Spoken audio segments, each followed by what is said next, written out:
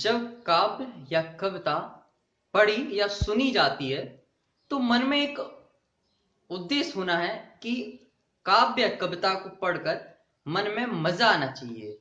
यदि काव्य या कविता को पढ़कर मन में कोई मजा नहीं आता है तो काव्य या कविता का कोई मोल नहीं रह जाता। इसीलिए कविता में मजा लाने के लिए तीन चीजें अपनाएंगी। पहला रस, दूसरा छंद, तीसरा अलंकार। जब आप कोई कविता या कोई गाना सुनते हो, जैसे सुन रहा है ना तू रो रहा हूं मैं, या फिर आप कोई फिल्म देखते हैं तो आप उसमें जब खो जाते हैं, जब आपको उसमें आनंद आने लगता है, मजा आने लगता है, तो आप उसमें क्या खो जाते हैं। आप हीरो की जगह आप खुद को रिलेट करने लगते हैं। कोई भी गाना सुनते हैं तो आप उसमें अक्षय कुमार को हटा देते हैं, कोई हीरो को हटा देते हैं और खुद को महसूस करने लगते हैं उस जगह को, और उससे अपनी लाइफ से रिलेट करने लगते हैं। जैसे ये गाना से जो टूटे कोई सपना, जग सुना सुना लग, कोई दिक्कत हो जाती है। तो कहने का मतलब ये है कि जैसे कोई कविता, बुंदेले हर बोलों के मुख हमने सुनी कहानी थी, खूब लड़ी मर्दानी वो तो झांसी वाली रानी थी। तलवारों की धारों पर इतिहास हमारा चलता है, जिस ओर जवानी चलती है उस ओर जमाना चलता है। जैसे आपने ये कविता सुनी तो आपके मन में भी एक उत्साह का भाव उत्पन्न हुआ। तो काव्य या कविता को पढ़कर आपके मन में जो आनंद की अनुभूति होती है उसे रस कहते हैं। रस के चार भाग होते हैं। पहला स्थायी भाव, दूसरा विभाव, तीसरा अनुभाव और चौथा संचारी। विभाव के दो टाइप्स होते हैं। पहला आलम्बन, दूसरा उद्दीपन। आलम्बन के दो टाइप्स, पहला विषय, दूसरा आश्रय। इन सबको आज हम डिटेल में समझेंगे कि ये इनका मतलब क्या है, और बहुत ही इंटरेस्टिंग तरीके से। यदि आप चैनल पर नए हैं तो चैनल को कर दीजिए सब्सक्राइब, वीडियो कर दीजिए लाइक, और यदि आपको ये वीडियो पसंद आती है तो आप इस वीडियो को शेयर कर दीजिए, क्योंकि ज्ञान बांटने से बढ़ता है। अब देखते हैं स्थायी भाव। स्थायी भाव क्या है?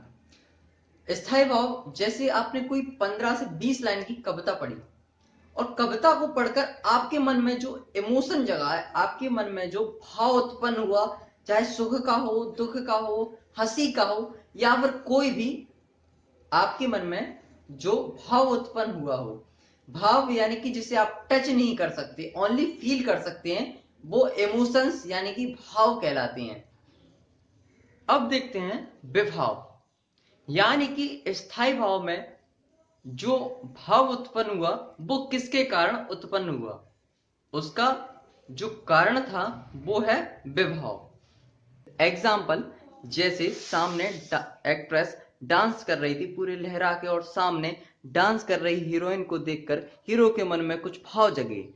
मान लेते हैं प्रेम का भाव जगा। हीरो जा रहा था, हीरोइन डांस कर रही थी अपनी सहेली के साथ। हीरो रुक जाता है। हीरो ने डांस करती हीरोइन को देखा, लंबे लंबे बाल, काली काली आंखें, और एकदम बढ़िया। जब हीरो ने हीरोइन को डांस करते हुए देखा, उसके मन में प्रेम जगा। गाना पूरा चलता रहा, हीरो उसे खड़े खड़े देख रहा था। तो गाने के शुरू से एंड तक हीरो के मन में जो भाव जगे वो स्थायी भाव रहे। वो प्रेम का भाव जगा क्योंकि हीरोइन वहां पे डांस कर रही थी, यानी कि शरीर की चेष्टाएं, आड़ा तिरछा नागिन डांस कर रही थी। विभाव, विभाव के दो प्रकार होते हैं, पहला आलम्बन और दूसरा उद्दीपन। आलम्बन के दो भाग होते हैं, पहला आश्रयालंबन, दूसरा विषयालंबन। अब देखते हैं अनुभव।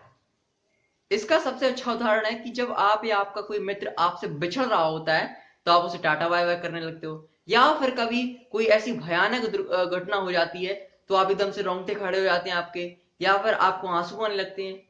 तो यानी कि जो विकार हैं, शरीर के जो भावों को व्यक्त करने के लिए शरीर के विकार, जैसे रोंगटे खड़े हो गए, आंसू, या फिर कोई ऐसी चीज जो जैसे आप किरण, तो ये सब यानी कि शरीर के भावों को व्यक्त करने वाले विकार, उन्हें हम अनुभाव कहते हैं।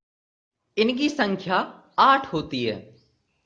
ये तो हो गई शरीर की बात कि आंसू आ रहे, या फिर आप एकदम से स्तब्ध हो गए, या फिर रोंगटे खड़े हो गए, तो ये तो हुई शरीर की बात, लेकिन आपके मन में भी कुछ चल रहा होता है, तो उन्हें क्या कहते हैं? संचारी भाव। मन के अंदर विचरण करने वाले भावों को संचारी भाव या व्यभिचारी भाव कहते हैं। इनकी संख्या 33 होती है। ये तो हो गए रस के अंग। अब देखते हैं रस कहां से आया, रस के प्रवर्तक कौन थे। बने रहिए आप हमारे इस वीडियो के साथ, बिल्कुल भी स्किप मत करना। अभी कम मजा आया, लेकिन अब बहुत मजा आने वाला है आगे। काव्य की रचना जो सोच समझ कर हुई थी, या कवि लिखने से पहले सोचता है कि पढ़ने वाले को इसमें आनंद आएगा या फिर इसमें गुस्सा आएगा या फिर आंसू टपकेंगे। तो यदि पढ़ने वाले को वो फीलिंग आ जाती है जो पढ़ाने वाला या जो कविता लिखने वाला सोचता है, तो उसकी कविता या काव्य सिद्ध हो जाता है। इसलिए मैंने क्या कहा कि काव्य या कविता का जो निचोड़ होता है उसे क्या कहते हैं? रस। तो अब देखते हैं कि रस के जो प्रवर्तक थे या रस की जो स्थापना है, रस की जो शुरुआत की थी, जिनका नाम है भरत मुनि।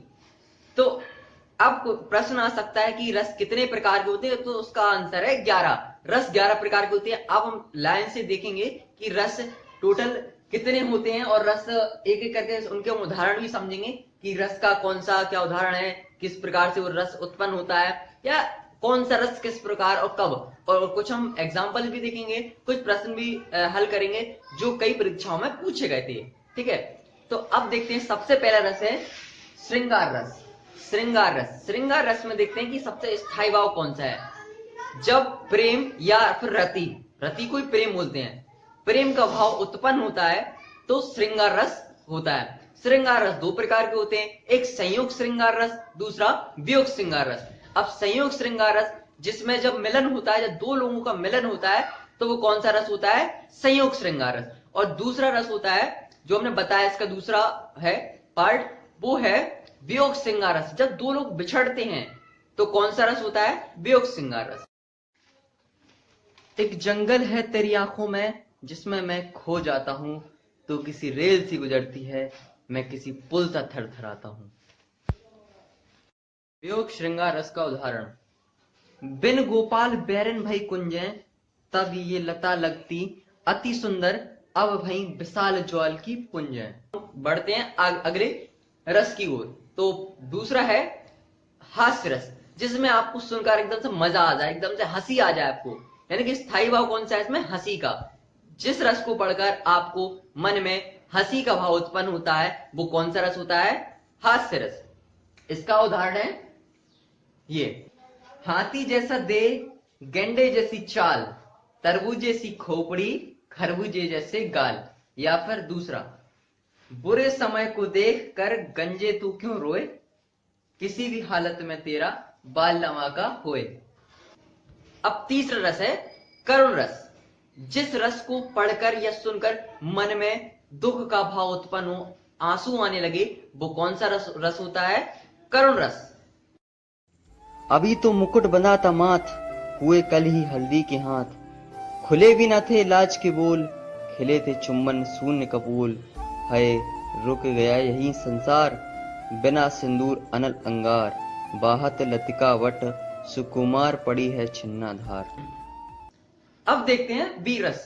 इसका स्थायी भाव उत्साह। तो इसकी हम परिभाषा देख लेते हैं कि जिस रस को पढ़कर आपके मन में उत्साह का भाव उत्पन्न हो, वो कौन सा रस होता है? वीर रस। उदाहरण, वीर तुम बड़े चलो, धीर तुम बड़े चलो, सामने पहाड़ हो कि सिंह की दहाड़ हो, तुम कभी झुको नहीं, तुम कभी झुको नहीं। चढ़ चेतक पर तलवार उठा, करता भूतल पानी को, चढ़ चेतक पर तलवार उठा, करता था भूतल पानी को, राणा प्रताप सर काट काट, करता था सफल जवानी को। पांचवा है रौद्र रस। जिस रस को पढ़कर या सुनकर आपके मन में गुस्सा का भाव उत्पन्न हो, वो कौन सा रस होता है? रौद्र रस। इसका स्थायी भाव है क्रोध। उस काल मारे क्रोध के तन कांपने उसका लगा, मानो हवा के जोर से सोता हुआ सागर जगा। अब छठवा है भयानक रस। जिस रस को पढ़कर आपके मन में भय का भाव उत्पन्न हो, वो कौन सा रस होता है? भयानक रस। इसका स्थायी भाव है भय। एक और अजगर ही लखी, एक और मृगराय, बिकल बटोही बीच ही परियो मूर्छा खाए। सातवां होता है विवश या घृणा, यानी कि क्या वो छी क्या है ये, तो इसमें कौन सा रस होता है? विवश रस। सिर पर बैठियो काग, आंख दो खात निकारत, खींचत जीवहि श्यार अति ही आनंद उर्धारत, गीद चांग को खोद खोद के मांस उपारत, स्वान अंगुरिन काटे काटे खात विरादत। अब आठवां देखते हैं अद्भुत रस। जिस रस को पढ़कर आपके मन में आश्चर्य का भाव उत्पन्न हो, वो कौन सा रस होता है? कौन सा रस होता है? बोलिए। अद्भुत रस। अद्भुत रस, जैसे कहते हैं वंडरफुल, आश्चर्य हो गया आपको किसी चीज को देखा, आश्चर्य। उदाहरण देखते हैं। देख यशोदा शिशु के मुख में सकल विश्व की माया, क्षण भर को वह बनी अचेतन, हिल न सकी कोमल काया। या फिर आगे नदियां खरी अपार, आगे नदियां खरी अपार, घोड़ा कैसे उतरे, राणा ने सोचा इस पार, तब तक घोड़ा था उस पार। अब नौवां देखते हैं शांत रस। जिस रस को पढ़कर या सुनकर आपके मन में सम या निर्वेद की भावना उत्पन्न हो, वो कौन सा रस कहलाता है? शांत रस। अब सम और निर्वेद क्या है? यानी कि बस आपको ना एकदम से उत्साह का भाव उत्पन्न हुआ, ना आपको गुस्सा आ रहा है, बस आप उसे सुने जा रहे हो, तो वो कौन सा रस होता है? कौन सा रस होता है बताइए? शांत रस। जब मैं था तब हरि नहीं, अब हरि है मैं ना है, सब अंधियारा मिट गया, जब दीपक देखा मां है।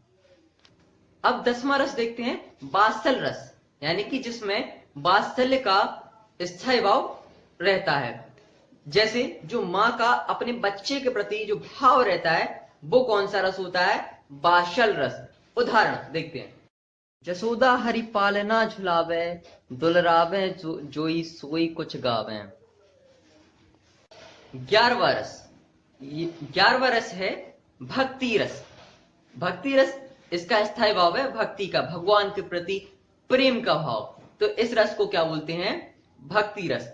जिस रस को पढ़कर आपके मन में भाव श्रद्धा का उत्पन्न होता है, श्रद्धा का, पूजा का, यानी कि भगवान के प्रति प्रेम का, तो वो कौन सा रस होता है? भक्ति रस।